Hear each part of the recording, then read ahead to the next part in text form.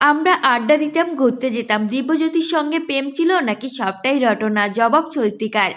অনুরাগের ছোঁয়া দিয়ে দর্শকের মনে জায়গা করে নিয়েছিলেন স্বস্তিকা ঘোষ আর দিব্যজ্যোতি দত্ত।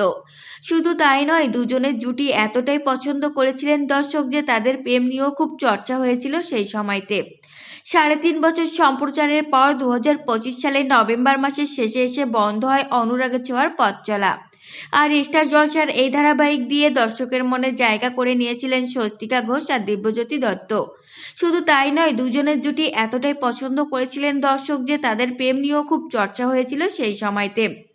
আপাতত দিব্যজ্যোতি ব্যস্ত তার প্রথম সিনেমা লহ গৌরঙ্গে নামড়ে নিয়ে, যেখানে চৈতন্য মহাপ্রভুর চরিত্রে অভিনয় করছেন তিনি।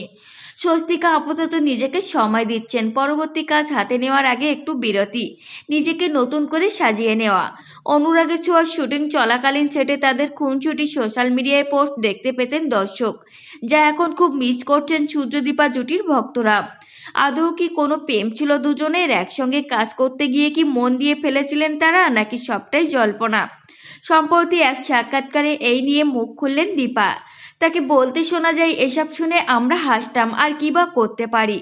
দেখো, বন্ধুত্বটাকে কেউ যদি প্রেম হিসেবে সরায়, আমরা আর কি বা করতে পারি। খুব ভালো একটা বন্ধুত্বের সম্পর্ক, সেটা যদি কেউ প্রেম বলে, আমরা কি বলবো?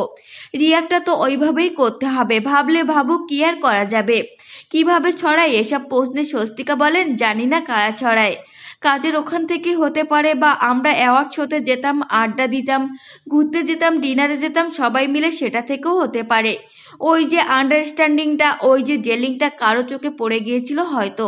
তবে স্বস্তিকা ও দিব্যজ্যোতি সম্পর্কের নানা পরত চোখে পড়েছে তার ভক্তদের মাঝে। একে অপরকে সোশ্যাল মিডিয়া থেকে আনফলো পর্যন্ত করে দিয়েছিলেন, শোনা যায় মন কষাকষি হয়েছিল, তবে তা বাড়তে দেয়নি কোনো পক্ষই, মিটিয়ে নেন। দিব্যজ্যোতি এক সাক্ষাৎকারে এই প্রসঙ্গে বলেছিলেন, দুটো বাসন যদি এক জায়গায় থাকে তাহলে তো খোটাখুটি লাগবেই। তো ফ্রেন্ডস, এই ছিল আজকের ভিডিও। আপনাদের যদি এই তথ্যগুলো ভালো লেগে থাকে, অবশ্যই ভিডিওটিকে একটি লাইক করবেন আর চ্যানেলটিকে সাবস্ক্রাইব করে সঙ্গে থাকবেন।